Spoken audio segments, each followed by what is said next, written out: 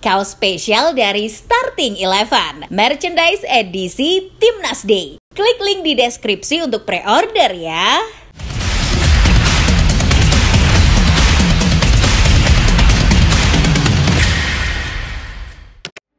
Sebelum mulai, Starting Eleven mengajak para pendukung Timnas Indonesia untuk move on dari kekalahan atas Cina dan dugaan kecurangan yang terjadi di laga melawan Bahrain. FIFA juga sudah mengatur bahwa laga di kualifikasi Piala Dunia 2026 tak bisa dipindah-pindah seenak jidat. Biarlah Bahrain yang memutuskan. Apakah mereka akan tetap bertandang ke Indonesia atau masih saja keras kepala? Apapun pilihannya, tetap menguntungkan Indonesia. Kini Garuda harus menatap laga berikutnya menghadapi Jepang dan Arab Saudi. Kebetulan keduanya main di tanah air. Kedua calon lawan Indonesia sudah mengencangkan ikat pinggang. Jepang melalui pelatihnya Hajime Moriyasu sudah was-was padahal laga masih lama.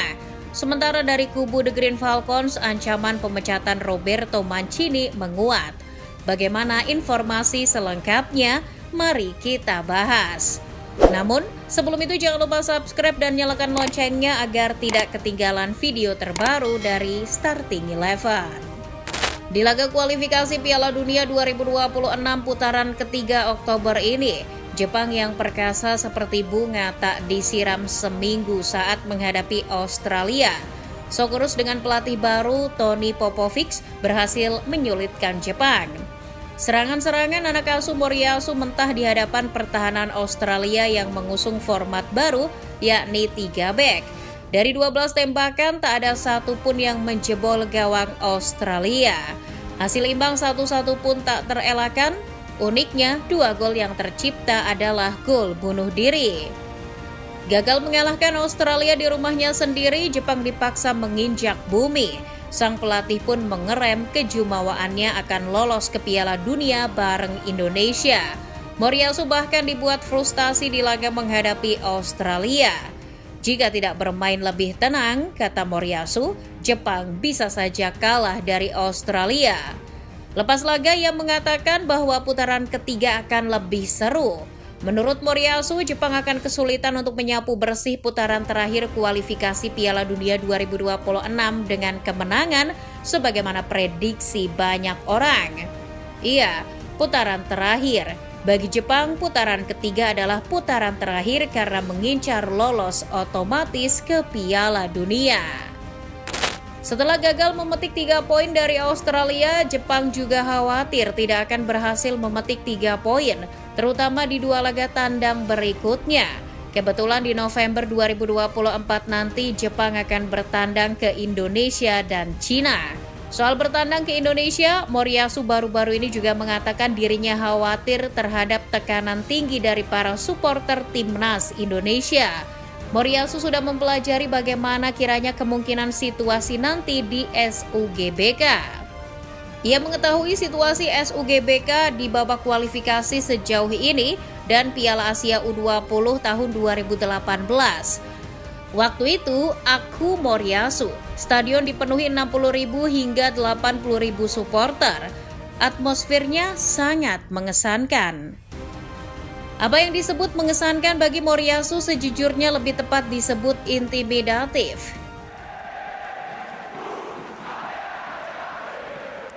Ya, suasana di SUGBK akan selalu intimidatif bagi lawan.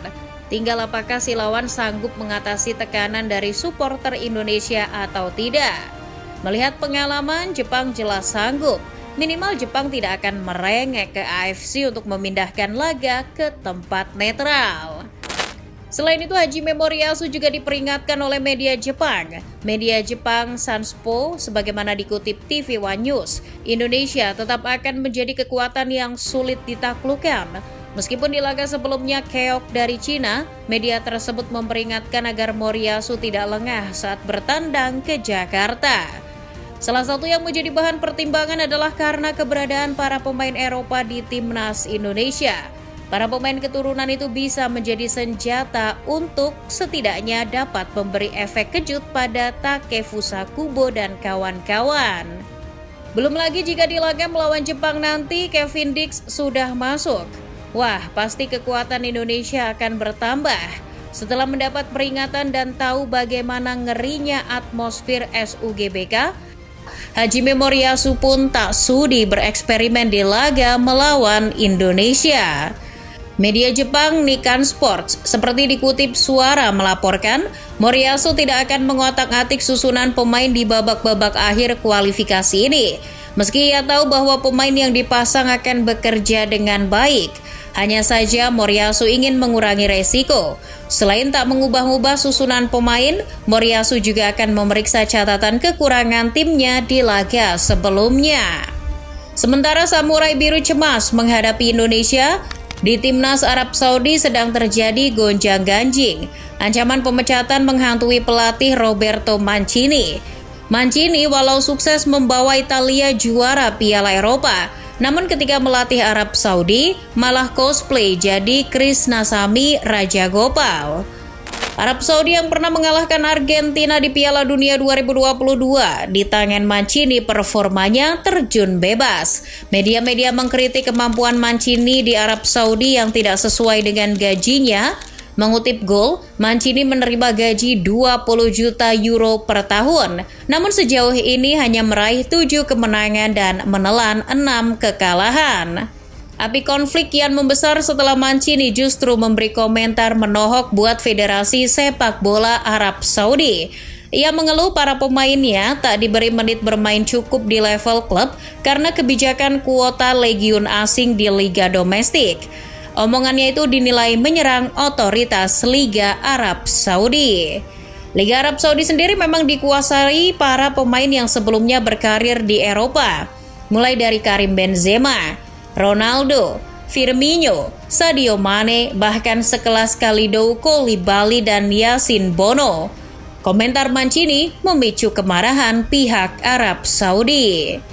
Hingga naskah ini dibuat, memang belum ada pengumuman resmi Mancini dipecat, namun isu soal siapa yang akan menggantikan bekas pelatih Inter di Arab Saudi menguat.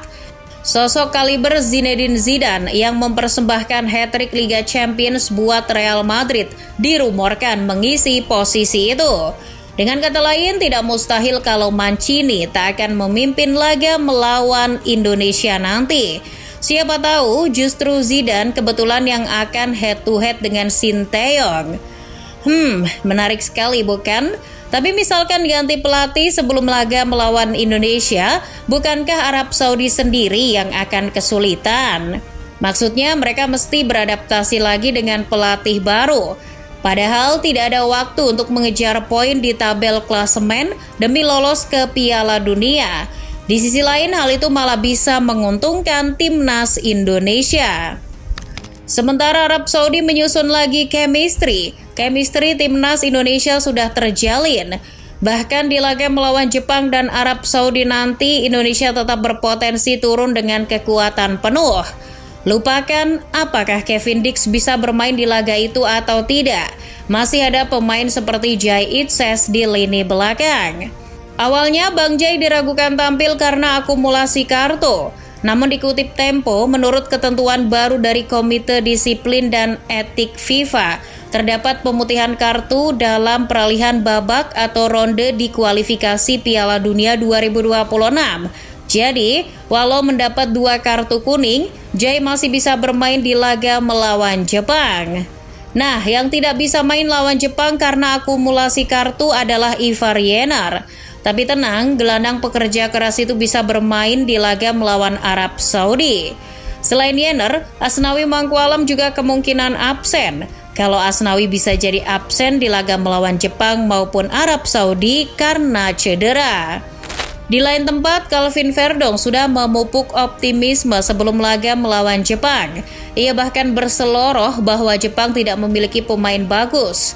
Di samping hal-hal tadi, kita juga akan menanti hasil evaluasi terhadap Sinteyong yang dilakukan oleh PSSI. Harapannya sih, Sinteyong tidak nakal lagi dalam menyusun starting line up. Hajime Moriyasu yang skuadnya merata saja ogah bereksperimen. Masa Sinteyong yang skuadnya pas-pasan melakukan sebaliknya?